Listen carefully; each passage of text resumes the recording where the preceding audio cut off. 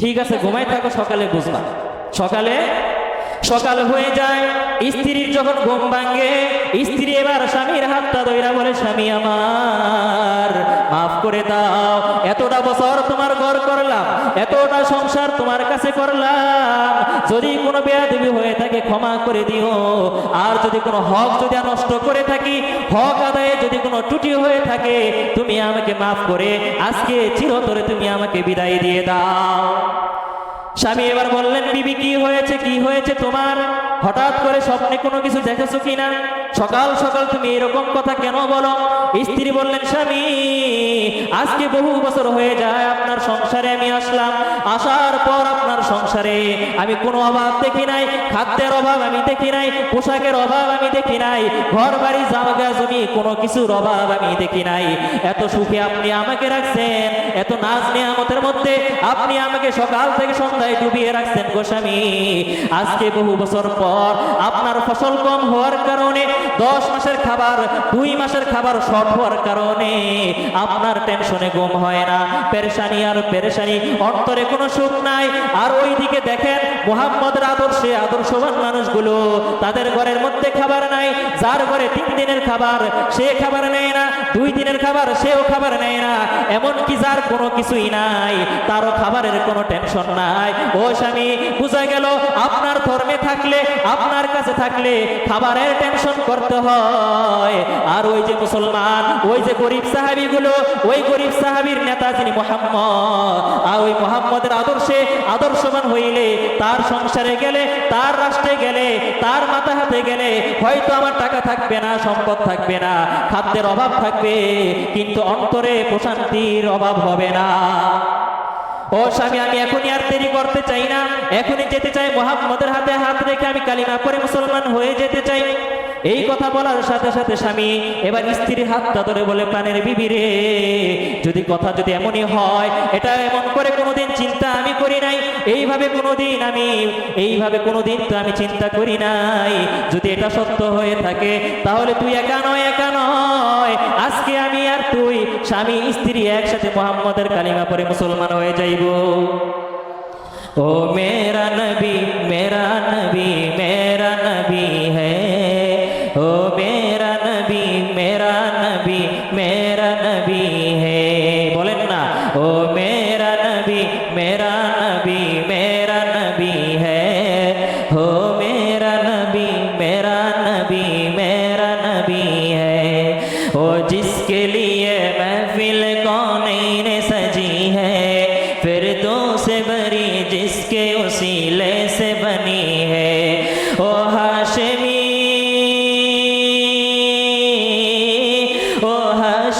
मक्की मदनीउल अरबी है, ओ मेरा नबी मेरा नबी मेरा नबी है, ओ मेरा नबी मेरा नबी मेरा नबी है।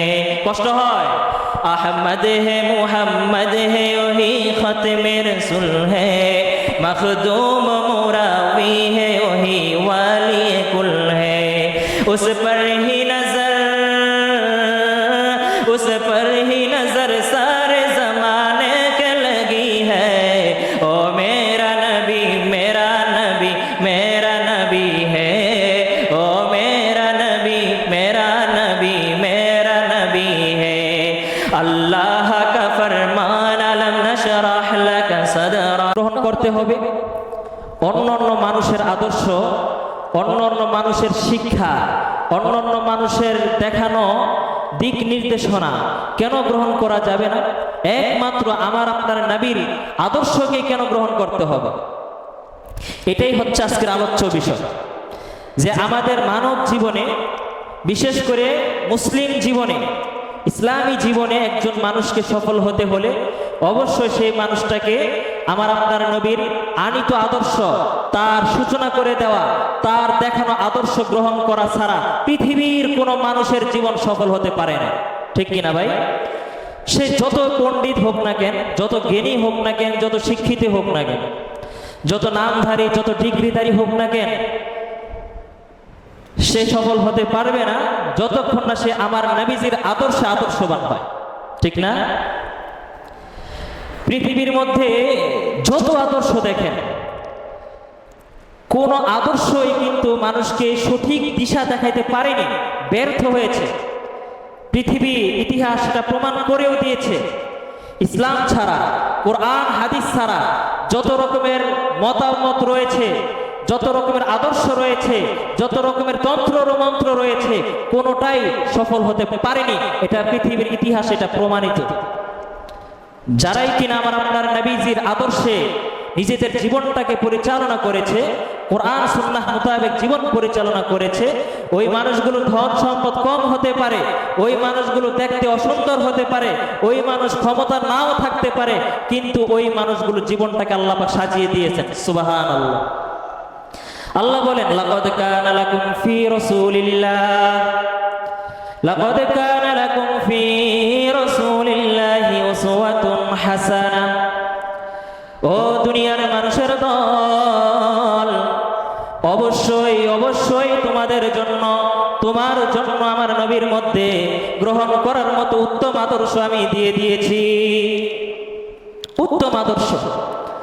সুতরাং মানুষ হিসেবে যদি নিজেকে পরিচিত করতে চাও, তোমাকে মানব জীবনে তোমাকে পাঠিয়েছি, মানুষের ঘরে তোমাকে পাঠিয়েছি, একটা গরু ছাগল বানিয়ে তোমাকে দুনিয়াতে পাঠাই নাই, কুকুরের ঘরে তোমাকে পাঠাই নাই, হিংস্র বনের পশুর কাছে তোমাকে পাঠাই নাই, তোমাকে পাঠিয়েছি সৃষ্টির সেরা আশরাফুল মাখলুকাত মানুষের ঘরে।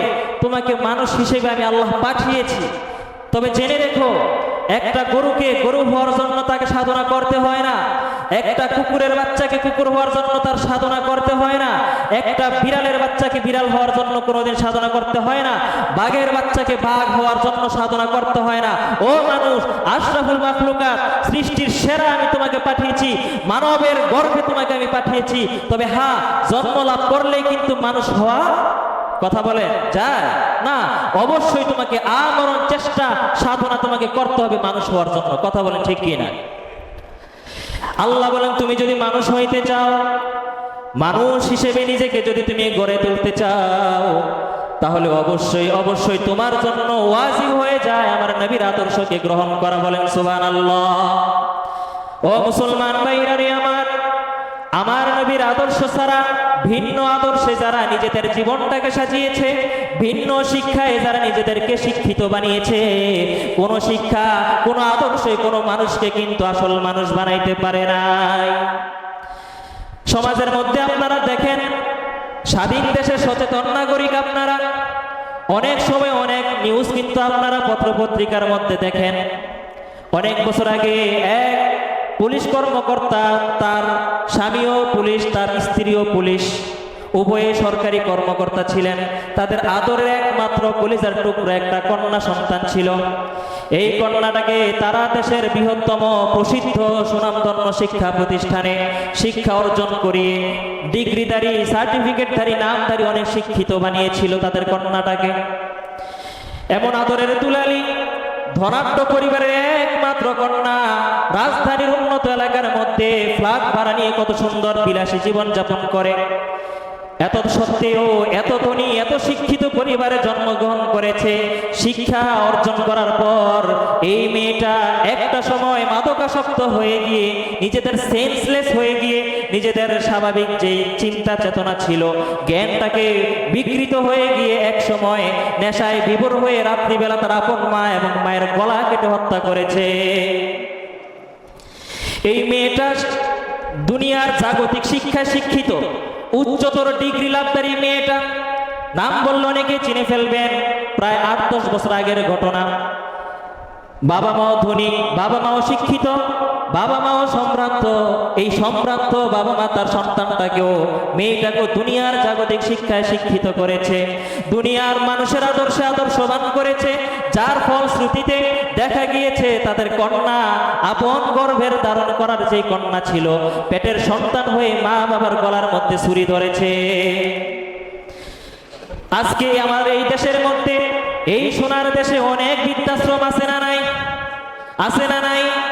একটা বৃদ্ধাশ্রমে আপনি দেখবেন না যে যেই মানুষগুলো নববী শিক্ষায় শিক্ষিত হয়েছে, নবীর আদর্শে আদর্শবান হয়েছে এমন একটা আদর্শবান মানুষের মা বাবা কিন্তু বৃদ্ধাশ্রমে নাই। আছে?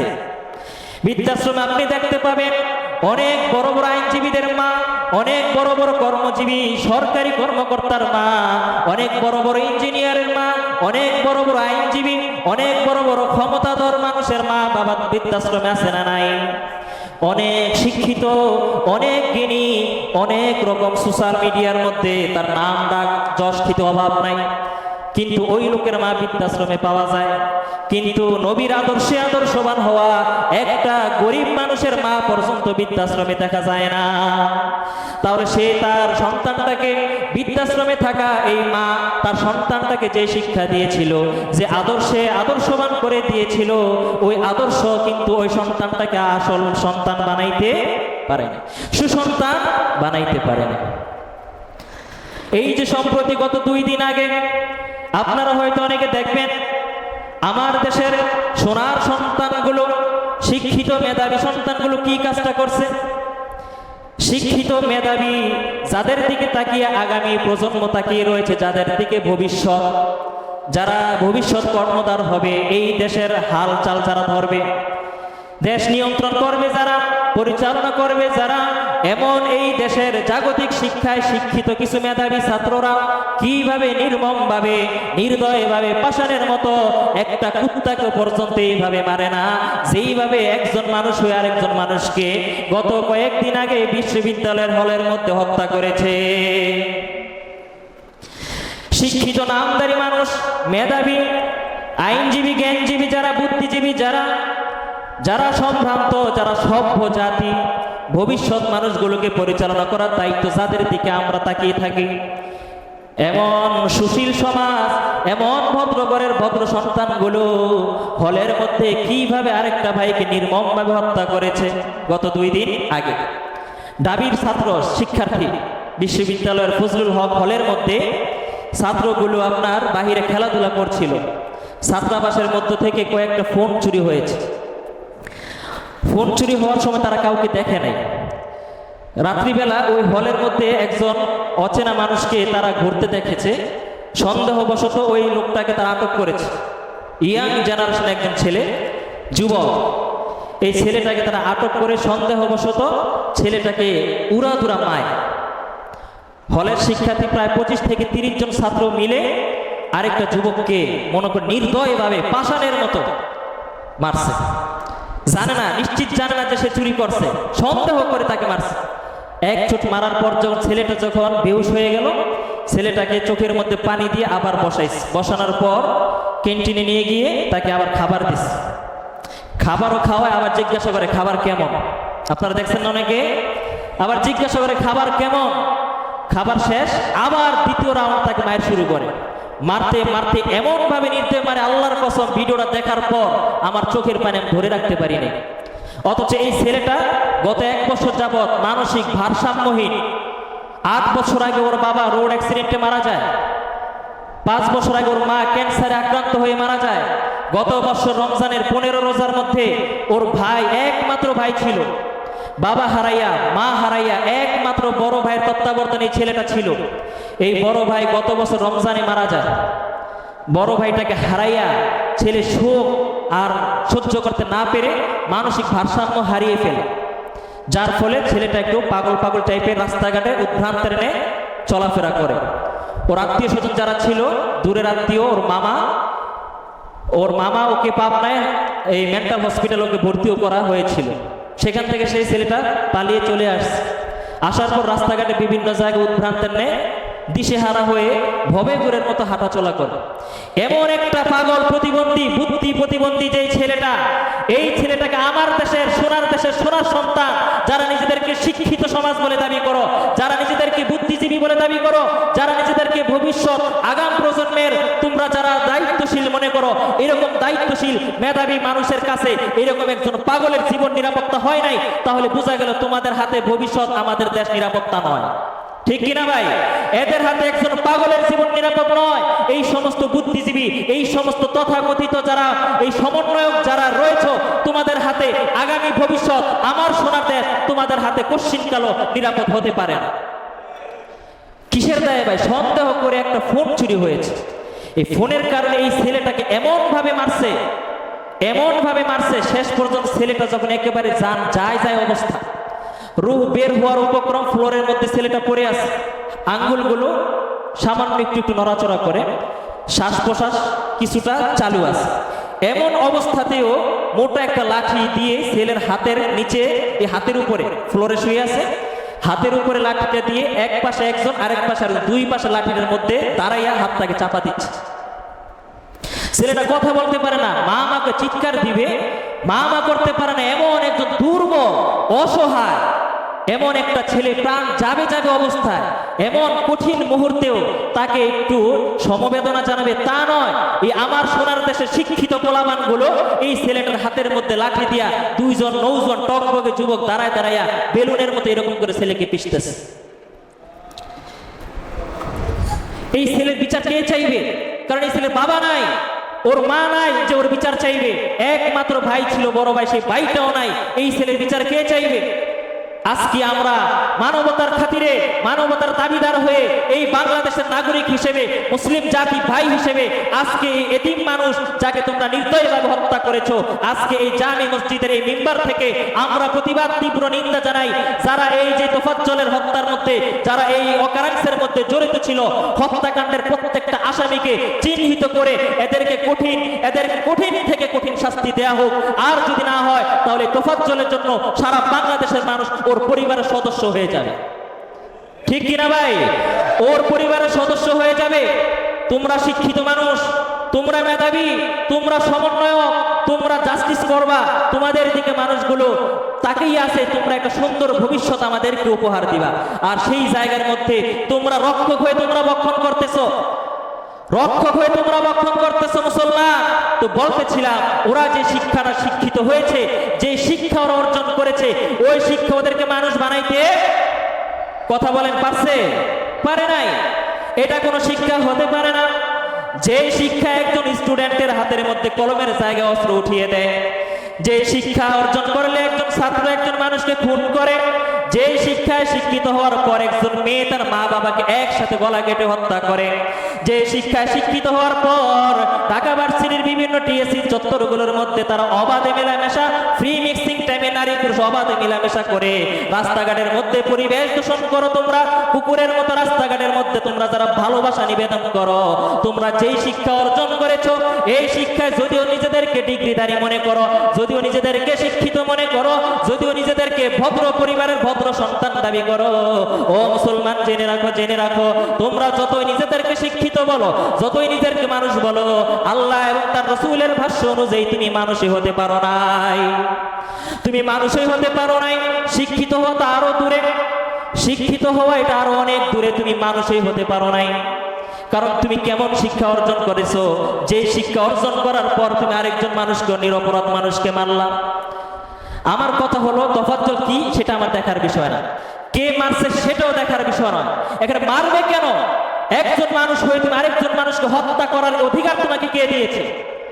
ইসলাম তোমাকে দেয় নাই। দেশের রাষ্ট্রীয় সংবিধান তোমাকে হত্যা করার, আইন হাতে তুলে নেওয়ার অধিকার তোমাকে দেয় নাই। তুমি একজন মানুষের জানটাকে তুমি কেন হত্যা করলো? অধিকার তোমাকে কে দিয়েছে? তোফাজ্জল আমার কেউ না, যারা তাকে খুন করছে তারাও আমার কেউ না। কিন্তু মানবতার খাতিরে, ইসলামের রক্ষায়, ইসলামের ভাষ্য অনুযায়ী তোমরা যে মানুষটাকে হত্যা করেছো, অবশ্যই তোমাদের এটার কঠিন শাস্তি তোমাদের পেতে হবে। সে যেই হোক পেতে হবে। পাপ তার বাপে গো ছাড়ে না। সব অন্যায়, একটা চোর চুরি করেও যদি থাকে, একটা চোরের কারণে, মোবাইলের কারণে একজন মানুষকে হত্যা করা যায় ভাই? বলেন, সব অন্যায় এক সমান হয় না? ওর একটা ফোন গেছে, ওর 10টা ফোনকে আমরা দিব, কিন্তু ও যে ছেলেটাকে মারছে ওর জীবনটা দিতে পারবে? আজকে এতিম পেয়ে, দুর্বল পেয়ে, অসহায় পেয়ে তুমি যে ওকে মারলা, আবার সেলফি তুললা, সুন্দরভাবে অট্ট হাসি দিলা, তুমি কি একদিন আল্লাহর কাছে দাঁড়াইবা না? কি জবাব দিবা তুমি আল্লাহর কাছে? তুমি তো সন্দেহ করে ছেলেটাকে মারছো, অথচ ছেলেটা প্রতিবন্ধী, বুদ্ধি লেন্স, ওর সেন্স নাই। এই ছেলেটাকে তুমি মারলা। কিসের আদর্শ তুমি বড় হইলা? কিসের শিক্ষা তুমি শিক্ষিত হইলা? তোমার বই পুস্তকের মধ্যে কি এই বিবেকটুকু তোমাকে দেয় নাই যে অসহায়ের উপরে জুলুম করা যাবে না, মানুষ হয়ে মানুষকে হত্যা করা যাবে না? এই বুদ্ধিটা, এই শিক্ষাটা কি তোমাকে দেয় নাই? কেমন জাতি হয়ে গেলে তুমি? তুমি তো হিংস্র জানোয়ারের চাইতে নগণ্য হয়ে গিয়েছো তুমি। আচ্ছা বলেন তো দেখি ভাই, জঙ্গলের মধ্যে বাঘ আছে না নাই? বাঘ কি হিংস্র না? সিংহ কি হিংস্র না? অবশ্যই হিংস্র। আজ পর্যন্ত পৃথিবীর যত দার্শনিক রয়েছে, যত ঐতিহাসিক রয়েছে, তারা কেউ কোনোদিন কোনো বইয়ের মধ্যে রিপোর্ট করতে পারে নাই যে একটা হিংস্র বাঘ সে তার আপন সহজাতি বাঘের উপর আক্রমণ করেছে। এমন ইতিহাস আপনারা শুনেছেন? বাঘ হয়ে বাঘের উপর আক্রমণ করেছে এমন শুনেছেন কখনো? সিংহ নিঃসন্দেহে এটা হিংস্র, কিন্তু এত হিংস্র হওয়ার পরেও সিংহ কোনোদিন আরেকটা সিংহের উপর হাত তুলে নেয়? তুলছে ভাই? না, বরং সিংহের উপরে যে তাকায় উল্টা সমস্ত সিংহগুলো এক হয়ে ঐক্য হয়ে ওই বিরোধিতা দলে বিপরীত দলের উপরে তারা ঝাঁপিয়ে পড়ে।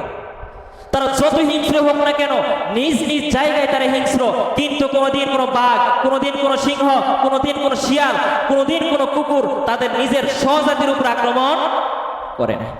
তুমি মানুষ হয়ে আশরাফুল মাখলুকাত, সৃষ্টির সেরা জীব হয়ে আল্লাহ পাক তোমাকে যে বুদ্ধিটা দিয়েছে, এই বুদ্ধিকে কোনো সিংহকে দেয় নাই, এই বুদ্ধিটা কোনো বাঘকে দেয় নাই, কোনো হিংস্র জানোয়ার কুকুরকে আল্লাহ পাক দেয় নাই।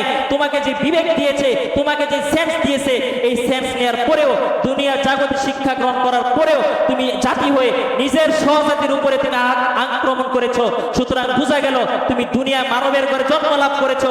মানুষ হয়ে দেখতে তোমাকে মানুষ দেখা যায়, হাতে পায়ে তোমাকে মানুষ দেখা যায়, বাস্তবে তুমি মানুষ হতে পারো না। পারছে ভাই? কুকুরের চাইতে নিকৃষ্ট। ও যদি বিয়ে অনার্স করেও থাকে, ডিগ্রিধারী হয়েও থাকে, ও যদি দেশের সর্ববৃহৎ প্রতিষ্ঠান থেকে ও যদি গ্রাজুয়েশন করে একজন স্কলার হয়েও থাকে, ও তারপরেও কুকুরের চাইতে জঘন্য, কুকুরের চাইতেও নিকৃষ্ট। ঠিক কিনা ভাই? ও কুকুরের চাইতেও নিকৃষ্ট। করে দিলাম এইটা সেটা বিভিন্ন কিছু করলাম, আচ্ছা না? এত কিছু করার পরেও আমি এক বিশ্বস্ত সূত্রে জানতে পারলাম আপনারা নাকি কেউ নাকি আমার কথায় চলেন না, যারা নাকি প্রত্যেকে যার যার বিবির কথায় চলে। সুতরাং আমি দেখতে চাই যারা যারা আমি রাজার কথায় চলেন তারা তারা যাবেন ডান দিকে, আর যারা যারা বিবির কথায় চলেন তারা যাবেন বাম দিকে। কথাটা বলার পর সাথে সাথে যেই মানুষগুলো ছিল সবগুলি চলে গেছে বাম দিকে। সবগুলি কোন দিকে? বাম দিকে। তাইলে কার কার পক্ষে গেল? বিবির পক্ষে গেল। হঠাৎ করে বাদশা তাকায় দেখে যে তার বরাবর, মাঝ বরাবর একজন লোক বসে আছে। বাদশাকে, কিরে বাবা তুই এনে বসে আছিস কে? তুই সামনে কে? বরাবর কে? তুই কোন একটা দিকে যা, যাই আমারে বাঁচা। এই লোকটা মাঝখানে বসে বলতেছে যে বাদশা না, তার হাতে ধরি পায়ে ধরি, এই কথা বলবেন না, এই কথা বলবেন না, কারণ বাড়ির থেকে আসার সময় আমার বউ বলে দিছে যে রাজার কথায় যদি ডাইনে বাইরে গেছে তাইলে খবর আছে, রাজার কথায় ডাইনে বাইরে গেলে খবর আছে। তাইলে বোঝা গেল সবাই কার কথায় চলে। আবার রাজপথে গেলে একজন বড় পাহলওয়ান বীর বাহাদুর হয়ে যায়। ঠিক কিনা? তো ওই যে ইহুদি যত বড় বীর বাহাদুর হোক না কেন, বিবির কথা তো তাকে রাখতেই হবে। এবার বিবির কথা শুনে ইহুদি গেলেন, 2 বস্তা গম নিয়ে মদিনার গলির মধ্যে দাঁড়াইয়া যায়। কিছুক্ষণ যাওয়ার পর হযরত ওসমান ইবনে আফফান রাদিয়াল্লাহু তাআলা আনহুর সঙ্গে দেখা। আপনাদের জানানোর জন্য বলতেছি, সাহাবীদের মধ্যে, মুসলমানদের মধ্যে সবচাইতে ধনী সাহাবী ছিলেন হযরত ওসমান। নবীজির জামাতা ছিলেন। সবচাইতে ধনী পয়সাওয়ালা একজন ডোনার ছিলেন হযরত ওসমান। ইহুদি এবার ওসমান রাদিয়াল্লাহু তাআলা আনহুর সঙ্গে দেখা, কিন্তু সে তার ওসমানকে চিনে না। চিনে? সে নতুন মানুষ, চিনে না। তাকে ডাক দিছে, ভাই এদিকে আসেন। তা আল হ্যাঁ না, এদিকে আসেন। আসার পর বলতেছে, ভাই আমি আপনাকে কিছু গম দিতে চাই। তো এবার ওসমান ভাবলেন যে তুমি আমাকে চিনো না, জানো না, আমাকে গম দিতে চাও। আচ্ছা ঠিক আছে, দাঁড়াও, আমি আগে ঘরওয়ালা বাড়ি থেকে বাড়িওয়ালিকে জিজ্ঞাসা করে আসি গম লাগবে কিনা, তুমি দাঁড়াও। হযরত ওসমান ঘর থেকে আসলেন। আসার পর ইহুদিটাকে বললেন যে ভাই আমার বিবি বলেছে আজকের দিন সহ আগামী 2 দিনের খাবার আমার ঘরে রিজার্ভ আছে, সুতরাং তুমি আমার চাইতে অভাবী যে আছে তাকে তুমি গমগুলো দিয়ে দাও। সুবহানাল্লাহ। ওসমান রাদিয়াল্লাহু তাআলা আনহু সবচাইতে ধনী সাহাবী, তার ঘরে খাবার কয়দিন? আজকে 300, আগামী 2 দিন, মোট 3 দিন। তারপরও সে খাবার রাখে না। আর ইহুদির ঘরে খাবার আছে কয়দিন? 10 মাস। এরপরও তার ঘুম নাই। তো জ্ঞানী হইলে, বুঝার মানুষ হইলে, আকলমান হইলে আর কোন তার ওয়াজ লাগে বোঝার জন্য? এই মাথা মোড়ে এটাও বুঝে না। নবীজি তাকে 2 বস্তা গম দেওয়ার জন্য বলেছেন, মূলত এইটা বুঝানোর জন্য যে দেখো তোমার ঘরে 10 মাস খাবার আছে, তোমার ঘুম নাই। আমার সাহাবী যারা এদের ঘরে খাবার নাই, তারা এরা কি সুন্দর বিন্দাস তারা জীবনযাপন করতেছে। এটা বোঝানোর জন্য নবীজি তাকে এই কাজটা করার জন্য বলেছেন, সে বুঝে নেয়। সে চলে গেছে, কাউকে একটা দানা গম দিতে পারে না। দ্বিতীয় দিন সে আবার আসছে। দ্বিতীয় দিন সকালবেলা হযরত ওমর রাদিয়াল্লাহু তাআলা আনহুর সঙ্গে দেখা, তাকেও খাবার দিতে চাইলেন। হযরত ওমর বললেন যে ভাই, আমার ঘরে আজকের দিন সহ আগামী আরো একদিন 2 দিনের খাবার আছে, সুতরাং তুমি আমার চাইতে অভাবী গরিব যে তার কাছে গিয়ে খাবারগুলো দাও। দিতে পারলো না। বিকেলবেলা হযরত আবু বকর সিদ্দিক রাদিয়াল্লাহু তাআলা আনহুর সঙ্গে দেখা। হযরত আবু বকরকে বললেন ভাই গম দিব, নিয়ে যাও। আবু বকর বললেন যে ভাই, আমার ঘরে আজকের এই বেলা সহ আগামী 2 বেলার খাবার। কয় বেলা? 2 দিন না, 2 বেলার খাবার আছে, সুতরাং আমার চাইতে অভাবী যে তুমি তার কাছে গিয়ে খাবারগুলো দাও। এই লোকটা ওই দ্বিতীয় দিন ফিরে গেলেন। তৃতীয় দিন আবার আসলেন। আসার পর জোহরের আজান হবে এর আগ মুহূর্তে তিনি মসজিদে নববীর পাশে হযরত বেলাল হাবশী রাদিয়াল্লাহু তাআলা আনহুর সঙ্গে দেখেন। হযরত বেলাল ধনী না গরিব? গরিব। কেমন গরিব? একদম গোলাম, বাপ গোলাম, দাদা গোলাম, পরদাদা গোলাম, গোলামের ঘরের গোলাম। মদিনায় মক্কার মধ্যে তার কোনো বাসস্থান ছিল না, তার ঠিকানা ছিল না, আত্মীয়স্বজন কিচ্ছু ছিল না তার। এমন একজন অসহায় নিঃস্ব একজন সাহাবী, কিন্তু তার মধ্যে রাসূলের আদর্শ আছে। কি আছে ভাই? যেটা বলতেছিলাম, ওই লোকে বেলালকে ডাকছে, দেখার পর ভাবলেন যে ওর গায়ের মধ্যে জামা কাপড় ভালো না, শরীরে ছিন্ন ছিন্ন ময়লা, ভিখারির মতো দেখা যায়, মনে হয় ও হয়তো খাবারগুলো নিবে। ডাকছে, এই ভাই আসো, এদিকে আসো, নাও তোমাকে কিছু খাবার দিতে চাই। বেলাল বলেন, এই মিয়া কি কোন, এই খাবার নিয়ে আমি রাখবো কই? আমার ঘর নাই, বাড়ি নাই, এগুলি নিয়ে রাখবো কই? আজাইরা বস্তা দিয়ে আমার উদা পোষা পারে লাভ নাই। এই যে দেখেন একটু পর জোহরের আজান আমি দিব, নবীজি এসে নামাজ পড়াইবে। নামাজের শেষে আসহাবে সুফফা ফাউন্ডেশন থেকে এইখানে দস্তর বিছানো হবে, সকলে মেহমানদারি গ্রহণ করবে। আমি ওদের সাথে গিয়ে দস্তরে বসে যাব, সেখানে গিয়ে মেহমানদারি করব। সুতরাং আমার খাবারের টেনশন করা আপনার লাগবে না, আমার চাইতে অভাবী যে আপনি তার কাছে গিয়ে দেন। আল্লাহু আকবার চিৎকার দিয়ে বলেন আল্লাহু আকবার। এক বেলা খাবার নাই, খাবার নিতে চায় না। লোকটার চোখ কপালে উঠে যায়। এবার বিবির কাছে গিয়ে বলে, বিবি তুমি যার কাছে পাঠাইছো মুহাম্মদ, এই মুহাম্মদ আমাকে এমন একটা কাজ দিল যে কাজটা 3 দিন হয়ে যায়, একটা দানা গম আমি কাউকে দিতে পারলাম না। ও বিবি আমার, তুমি কি জানো যেই ব্যক্তির ঘরে 3 দিনের খাবার সেই ব্যক্তি গম নেয় না, যার ঘরে 2 দিনের খাবার সেও তো গম নেয় না, যার ঘরে 1 বেলা আছে আরো 2 বেলার খাবার আছে ওই ব্যক্তি পর্যন্ত খাবার নেয় না। এমনকি যেই ব্যক্তির ভিটা বাড়ি ঘর বাড়ি কোনো কিচ্ছু নাই, নিঃস্ব অসহায় গরিব একজন লোক দেখলাম, ওই লোকটাকে আমি খাবার দিতে চাইলাম, এরপরেও ওই লোকটা খাবার নিল না। আমি কোনো কিছুই তো বুঝতে পারলাম না। স্ত্রী কই, কিছুই বুঝো নাই তুমি? ঠিক আছে ঘুমাই থাকো, সকালে বুঝবা। সকাল হয়ে যায়, স্ত্রীর যখন ঘুম ভাঙে, স্ত্রী এবার স্বামীর হাতটা ধইরা বলে, স্বামী আমার মাফ করে দাও, এতটা বছর তোমার ঘর করলাম, এতটা সংসার তোমার কাছে করলাম, যদি কোনো বেয়াদবি হয়ে থাকে ক্ষমা করে দিও, আর যদি কোনো হক যদি নষ্ট করে থাকি, হক আদায়ে যদি কোনো ত্রুটি হয়ে থাকে, তুমি আমাকে মাফ করে আজকে চিরতরে তুমি আমাকে বিদায় দিয়ে দাও। স্বামী এবার বললেন, বিবি কি হয়েছে তোমার? হঠাৎ করে স্বপ্নে কোনো কিছু দেখেছো কিনা? সকাল সকাল তুমি এরকম কথা কেন বলো? স্ত্রী বললেন, স্বামী আজকে বহু বছর হয়ে যায় আপনার সংসারে আমি আসলাম, আসার পর আপনার সংসারে আমি কোনো অভাব দেখি নাই, খাদ্যের অভাব আমি দেখি নাই, পোশাকের অভাব আমি দেখি নাই, ঘর বাড়ি জায়গা জমি কোনো কিছুর অভাব আমি দেখি নাই। এত সুখে আপনি আমাকে রাখছেন, এত নাজ নেয়ামতের মধ্যে আপনি আমাকে সকাল থেকে সন্ধ্যায় ডুবিয়ে রাখছেন গো স্বামী।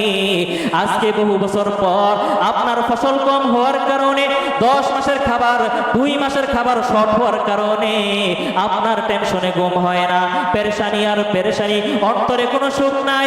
আর ওইদিকে দেখেন মুহাম্মদের আদর্শে আদর্শবান মানুষগুলো, তাদের ঘরের মধ্যে খাবার নাই, যার ঘরে 3 দিনের খাবার সে খাবার নেয় না, 2 দিনের খাবার সেও খাবার নেয় না, এমনকি যার কোনো কিছুই নাই তারও খাবারের কোনো টেনশন নাই। ও স্বামী, বুঝা গেল আপনার ধর্মে থাকলে, আপনার কাছে থাকলে খাবারের টেনশন করতে হয়। আর ওই যে মুসলমান, ওই যে গরিব সাহাবীগুলো, ওই গরিব সাহাবীর নেতা যিনি মুহাম্মদ, আর ওই মুহাম্মদের আদর্শে আদর্শবান হইলে তার সংসারে গেলে, তার রাষ্ট্রে গেলে, তার মাথা হাতে গেলে হয়তো আমার টাকা থাকবে না, সম্পদ থাকবে না, খাদ্যের অভাব থাকবে, কিন্তু অন্তরে প্রশান্তির অভাব হবে না। ও ও স্বামী, আমি এখনই আর দেরি করতে চাই না, এখনই যেতে চাই, মুহাম্মদের হাতে হাত রেখে আমি কালিমা পড়ে মুসলমান হয়ে যেতে চাই। এই কথা বলার সাথে সাথে স্বামী এবার স্ত্রীর হাতটা ধরে বলে, প্রাণের বিবি রে, যদি কথা যদি এমনই হয়, এটা এমন করে কোনোদিন চিন্তা আমি করি নাই, এইভাবে কোনোদিন তো আমি চিন্তা করি নাই। যদি এটা সত্য হয়ে থাকে তাহলে তুই একা নয়, আজকে আমি আর তুই স্বামী স্ত্রী একসাথে মুহাম্মদের কালিমা পড়ে মুসলমান হয়ে যাইব। ও মেরা নবী মেরা নবী মেরা নবী হ্যায়, ও মেরা নবী মেরা নবী মেরা নবী হ্যায়, বলেন না, ও মেরা নবী মেরা নবী মেরা নবী হ্যায়, ও মেরা নবী মেরা নবী মেরা नबी है, वो जिसके लिए महफिल कौनैन सजी है, फिरदौस से बरी जिसके उसीले से बनी है, ओ हाशमी, ओ हाशमी मक्की मदनीउल अरबी है, ओ मेरा नबी मेरा नबी मेरा नबी है, ओ मेरा नबी मेरा नबी मेरा नबी है। कष्ट হয়, अहमद है मुहम्मद है वही खत्म रसूल है, मखदूम मुरावी है वही वाली कुल है, उस पर ही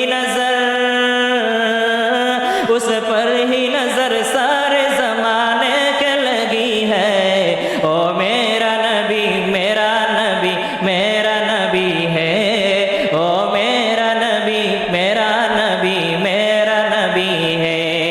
अल्लाह का फरमान अलम नशरह लक सदरक, मंसूब है जैसे रफअना लक जिक्रक। बोलें अल्लाहु আকবার। ও মুসলমান, আল্লাহ রাব্বুল আলামিন পবিত্র কালামে পাকের মধ্যে প্রায় 25 জন নবীর কথা উল্লেখ করেছেন। যেই নবীর কথা উল্লেখ করেছেন প্রত্যেকটা নবীর নাম ধরে ধরে আল্লাহ পাক কোরআনের মধ্যে বলেছেন, কিন্তু আমার আপনার নবী, শ্রেষ্ঠ নবী, আখির জামানার পয়গম্বর নবী রহমাতুল লিল আলামিনকে আল্লাহ পাক সবচাইতে বেশি ডাক দিয়েছেন, সবচাইতে বেশি সম্বোধন করেছেন, কিন্তু কোন জায়গায় আল্লাহ রাব্বুল আলামিন আমার আপনার নবীর নাম ধরে ডাক দেয় নাই। আল্লাহ পাক ইব্রাহিম নবীকে ডাক দিয়েছেন, ইয়া ইব্রাহিম ওয়া ইদ ইয়ারফাউ ইব্রাহিম। আল্লাহ পাক ইসমাঈল আলাইহিস সালাতু ওয়াস সালামকে কথা বলেছেন, ডাক নাম ধরে ডাক দিয়েছেন, কওয়াইদা মিনাল বাইতি ওয়া ইসমাঈল। আল্লাহ পাক হযরত ইয়াহইয়া আলাইহিস সালামকে ডাক দিয়েছেন, নাম ধরে ডাক দিয়েছেন, ইয়া ইয়াহইয়া খুযিল কিতাব। আল্লাহ পাক পয়গম্বর নূহকে ডাক দিয়েছেন, তার নাম ধরে ডাক দিয়েছেন, সালামুন আলা নূহিন ফিল আলামিন। আল্লাহ পাক মুসা কালিমুল্লাহকে কথা বলেছেন, তার নাম ধরে কোরআনের মধ্যে বলেছেন, সালামুন আলা মুসা ওয়া হারুন। আল্লাহ পাক হযরত ঈসা আলাইহিস সালাতু ওয়াস সালামকেও নাম ধরে ডাক দিয়েছেন, কিন্তু আমার আপনার নবী, কি মর্যাদা, কি শান! আল্লাহ রাব্বুল আলামিন আমার নবীকে এতটাই ভালোবাসেন, এতটাই লজ্জা পায়, যে লজ্জার কারণে আমার আপনার নবীকে কালামে পাকের মধ্যে কোথাও কোনো জায়গায় নাম ধরে ডাক দেয় নাই। কখন আল্লাহর নবীর সাথে কথা বলার প্রয়োজন হয়েছে, ডাক দিয়েছেন তোহা, কখনো ডাক দিয়েছেন ইয়াসিন, কখনো ডাক দিয়েছেন ইয়া আইয়ুহাল মুজাম্মিল, কখনো ডাক দিয়েছেন ইয়া আইয়ুহাল মুদ্দাসির, কখনো ডাক দিয়েছেন ওয়ালা সাউফা ইউতিকা রাব্বুকা ফাতারদা ওয়াজাদাকা দাল্লান ফাহাদা ওয়াজাদাকা আইলান ফাগনা। আবার কখনো আল্লাহ রাব্বুল আলামিন তার হাবিবকে ডাক দিয়েছেন, আলাম নাশরাহ লাকা সাদরাক। বলেন আল্লাহু আকবার। अल्लाह का फरमान अलम नशरह लक सदरक, मंसूब है जैसे रफअना लक जिक्रक। उस जात का कुरान में भी जिक्र जली है, ओ मेरा नबी मेरा नबी मेरा नबी है, ओ मेरा नबी मेरा नबी मेरा नबी है। মুসলমান ভাইরা আমার বলতেছিলাম, দুনিয়াতে যত শিক্ষাই থাকুক না কেন, যত আদর্শই থাকুক না কেন, জাগতিক কোনো শিক্ষা, জাগতিক কোনো আদর্শ, মানুষের তৈরি কোনো দিক নির্দেশনা কোনো মানুষকে কশ্চিনকালেও সফলতা দেখাইতে পারবে না। একমাত্র সফলতা যদি পেতে হয়, সফলতার পথ যদি দেখতে হয়, তাহলে আমার আপনার নবীর আনিত আদর্শ, আনিত শিক্ষা ছাড়া অন্য কোনো রাস্তা নাই। কথা বলেন ঠিক কিনা?